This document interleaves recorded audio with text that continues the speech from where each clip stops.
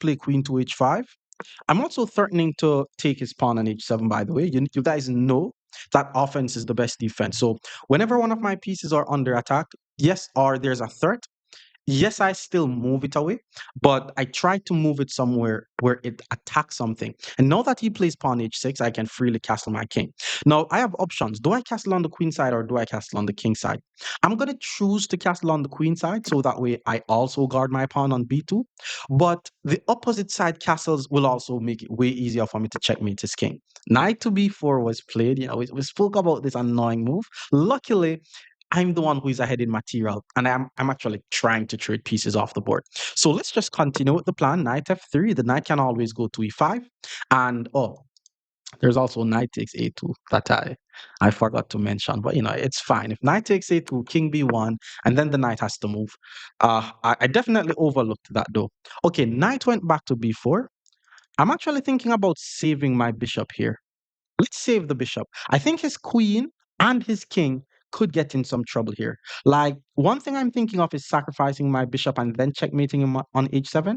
I'm also thinking about just playing bishop to e5, and his queen is going to be very, very close to being trapped.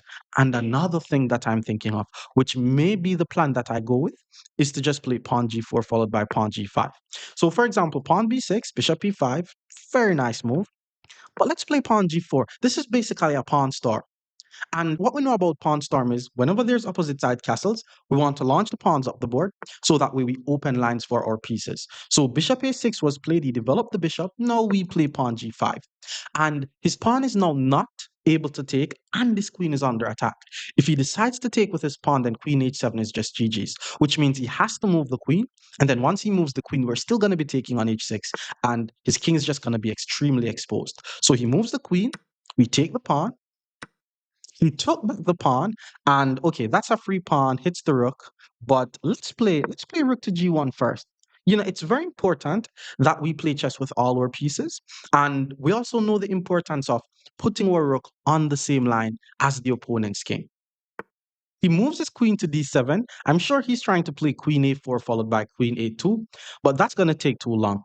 I mean, it's also time to checkmate his king. I am positive that there's a checkmate is here, especially since the rook is on the same line as the king. I'm looking for a discovered attack, and bishop to f7 check is the first thing that comes to mind. Why? Because it's a double check.